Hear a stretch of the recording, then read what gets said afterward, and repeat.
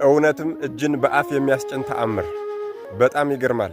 እስኪ ዛሬ በዕለተ ሰንበት በጣም ደስ የሚል ቪዲዮ ልጋብዛችሁ። ታዲያ እናታችን ቅድስተ ቅዱሳን ቅድስት ድንግል ማርያምን የሚወዱ ሰዎች በሙሉ ደስ ይላቸው ሐሴት ያደርጉ ዘንድ ላኩላቸው። እስኪ በዘመናችን የሆነ ታሪክ ነው የምነግራችሁ። ይህቺ ልጅ ከእኛው ጋር አብራ ዩኒቨርሲቲ የተማረች እህታችን ነች። እንደኛው ግን ጥቂት የሰንበት ትምህርት ቤትን ፍሬ ቀምሳለች። በጣም በትልቅ ውጤት ነው የተመረቀችው።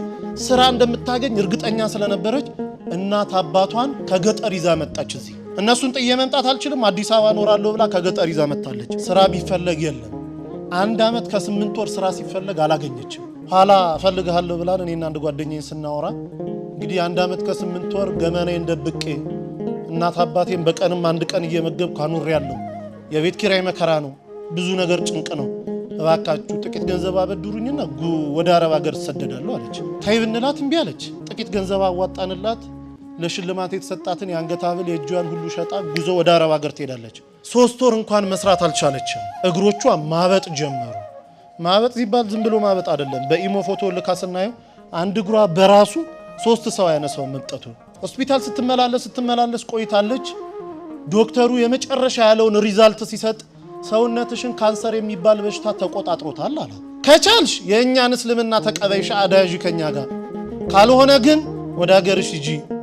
የማያምን ሰው በሀገራችን የመቅበር ልማድ የለንም አሏት። እነሱ ተማምኖ ሞት አውጀውላታል። ዶክተሩ 2 ቀን ቀርቶሻል ብሏታል። እዚህ ደውላ እናትየው ጋር ስትነጋገር እናቴ ሆይ እኔ ባለሁበት ቦታ አክሱምም እያለሁ እዛም ገጠር እያለን ሲጨንቀኝ ስታመም ጸበል ቦታ ነበር መሄድ። አሁን ግን ባለሁበት ጸበል የለም። በአንቺ ማህፀን ውስጥ 9 ወር ከ6 ቀን ኖሬያለሁ። የአንቺ ስጋ ማለት የኔ ስጋ ነው። እባክሽ ሂጂና ተጠመቂልኝ አለቻት። የተልኮ ጥምቀት ማለት ይሄ ነው። ሂጂና ተጠመቂልኝ፣ በአንቺ ስጋ እመቤቴ እኔን አጥምቃት ትፈውሰኛለች፣ አምናታለሁ፣ ሂጂ አለች። ለካ እናትየው እግራቸውን ያማቸዋል። እሳቸውም ጳጉሜ 1 2 3 2013 ዓ.ም ልደታ ታውቁታላችሁ ብዬ አስባለሁ። ሜክሲኮ ልክ ስትገቡ እዛ በስመ አብ ወወልድ ወመንፈስ ቅዱስ አሐዱ አምላክ አሜን፣ ይቺ ጥምቀት የኔ ጥምቀት አይደለችም፣ ልጄ ባለችበት ቦታ አጥምቂልኝ ትላለች እናትዬ። ገባች። ተጠምቀው ሲወጡ 3 ቀን ነው ተጠምቀው የወጡት። ደውልልኝ አሉ ዶክተሩ። 2 ቀን ቀርቶሻል ብለዋል። እናትየው 3 ቀን የተጠመቁት።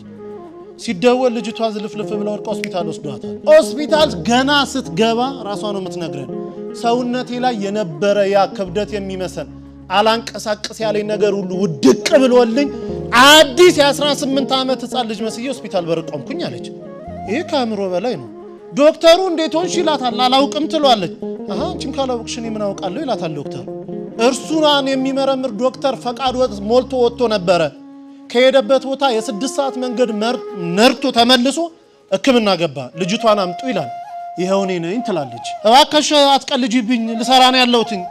እኔ ልጅቷን አውቃታለሁ፣ ኪሎዋ ይሄን ያለው ደሞ እንዲህ ነው። አንቺ ደሞ ሳይሽ አዲስ ህፃን ልጅ ነው የምትመስዪው፣ ልጅቷን አምጪ አላት። አይ እኔ ድኜ ነው አለች። እንዴት ሆኖ? ተጠምቄ። ከየት አምጥተሽ ጸበል? አረብ ሀገር አይደለም ወይ ያለሽው? ከየት አመጣሽ? አይ እናቴ ተጠምቃለኝ። እናቴ ልትጠመቅ ስትገባ ወላዲተ አምላክ ድንግል ማርያም ከመልአከ ምክሩ ከቅዱስ ሚካኤል ጋር እኔ ቤት ውስጥ ይመጡ ነበር አለች። ጠዋት ስነሳ ሙሉ ሰውነቴ እረጥቦ ነበር የምገኘው አለች። እናቴ እዛ ትጠመቃለች፣ ድንግል ማርያም ደግሞ እኔን እዚህ ስታጠምቀኝ ነበር፣ እንዲዳንኩኝ አለችው። ዶክተሩ ማልቀስ ጀመረ። እንዲህ የሚባል ነገር አለ? በእውነት ድነሻል? አንድ ይኮነማ እኔም እኮ 17 ዓመት ካንሰር ታማሚ ነኝ። በቀን 2 ኪኒንና 3 መርፌ እየተወጋው ነው 17 ዓመት የገፋሁት። እባክሽ አገርሹ ሰጅኝ፣ አንቺ ምትያት ሴት ካለች እኔንም ታጥምቀኝ አለ። ያው እንግዲህ ታውቃላችሁ እሷ መምጣት አትችልም። እዚህ ደውላ ከኛ ጋር አገናኘችው። ሰውየው እዚህ የገባው ሐሙስ 10 ሰዓት ላይ ነው ማታ። አሁን ወስዳችሁ ካላጠመቃችሁኝ አለ። ብንለው ብንሰራው በፍጹም። በኋላ ተደውሎ በአረበኛ የሆነ ነገር አለችው። ተረጋጋ። ለሊት 9 ሰዓት ላይ ተነስቶ ውሰዱኝ አለ። ስንሄድ ቤቱ ተዘግቷል። ገና በር ላይ ካህኑ እየከፈቱ ነው። አብሮ ገባ።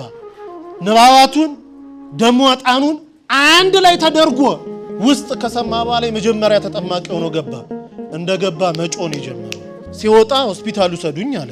ኧረ እባክህ እንደው ቢያንስ 1 ሱባኤ ሳምንት ተጠመቅ። በፍጹም። ከዛች ሴት ጋር ሳወራ እኔ ቤት ውስጥ ይሸተኝ የነበረው ሽታ አሁን እዚህ ቦታ ሸቶኛል። እሷ ስታወራ ሁሌ የሚመጣው ሽታ እኔ ጋር አለ። እባካችሁኝ ውሰዱኝ። ከውስጥ የጥቁር ነገር እየጮኸ ሲወጣ ይቻለው፣ እንደ ጉም ደመና ወጥቶ ሲወጣ ይቻለው፣ ውሰዱኝ አለ። ሆስፒታል ተወሰደ። ምርመራውን ጠበቀ። ሲመጣ ካንሰር የሚባል የለብህም ተባለ። አላምንም ኢትዮጵያውያንን አለ። ዶክተሮቻቸው እንዴት ናቸው? 17 ዓመት የተያዝኩትን እንዴት የለም ትሉኛላችሁ አለ። አይ አገሬ ሄጄ ይመረመራለሁ። ሄዶ ሲመረመር የለብህም ተባለ። አሁን ግብጽ ቤተክርስቲያን እዛው ተጠምቆ ሚስቱም 3 ልጆቹን ተጠምቆ ያገለግላሉ። በዚህ ዘመን ይህንን ከመስማት በላይ ምን የሚያጽናናን ነገር ሊኖር ይችላል?